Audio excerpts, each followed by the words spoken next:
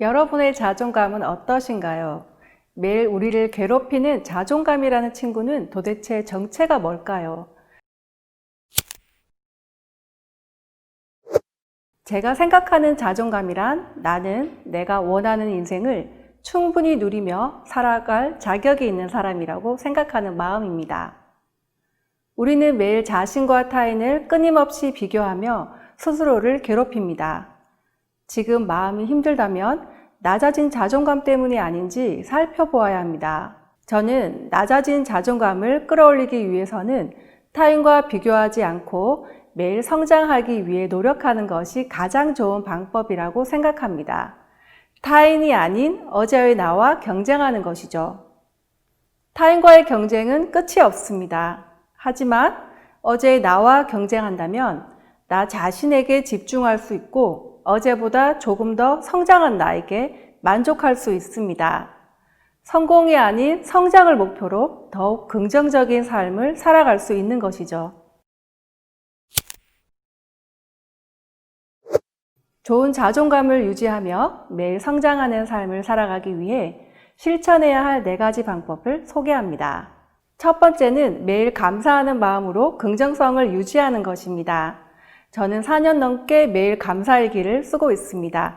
하루를 돌아보며 생각을 정리하고 작은 일에도 감사하는 마음을 가집니다. 건강하게 하루를 보낸 것, 하루의 목표를 달성한 것, 가까운 사람들에 대한 감사함 등 작은 것 하나도 그냥 주어지지 않는다는 것을 알게 되었습니다. 일상에서 매일 긍정성을 유지한다면 우리는 낮아진 자존감을 끌어올릴 수 있습니다. 두 번째는 매일 사색하는 독서를 하는 것입니다. 우리는 예상치 못한 힘든 일을 겪을 때 자존감이 낮아지는 경험을 하게 됩니다.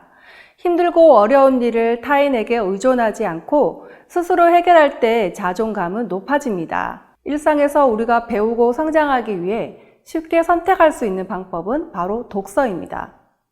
삶이 흔들릴 때 위로를 받고 힘을 얻을 수 있습니다.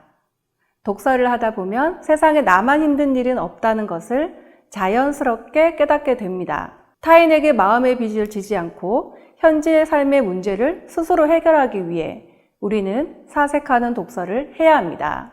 독서만을 위한 독서가 아니라 책을 읽으면서 깊이 생각하는 습관을 가진다면 타인과 세상을 이해하면서 자연스럽게 자신을 변화시킬 수 있는 힘을 키울 수 있습니다. 세 번째는 글쓰기로 내 마음을 들여다보는 것입니다. 자존감이 낮아질 땐 어김없이 타인이 연결되어 있습니다. 우리는 늘 다른 사람들이 어떤 생각을 하고 무엇을 하고 있는지 끊임없이 궁금해하지만 정작 자신에 대해서는 잘 알지 못합니다. 자신의 마음을 들여다보기 위한 시간을 주지 않기 때문이죠. 저는 계속해서 글을 쓰면서 나라는 사람이 어떤 사람인지, 내가 원하는 삶은 어떤 모습인지 끊임없이 생각합니다. 하루 단 10분만이라도 글을 쓰며 자신의 마음을 들여다본다면 타인에게 빼앗겼던 시선을 자신에게 돌릴 수 있고 앞으로 어떤 삶을 살아가야 할지 자연스럽게 고민하고 답을 찾아갈 수 있을 것입니다. 네 번째는 경제적 자립을 위해 노력하는 것입니다. 타인에게 의존하는 삶은 자존감을 무너뜨립니다.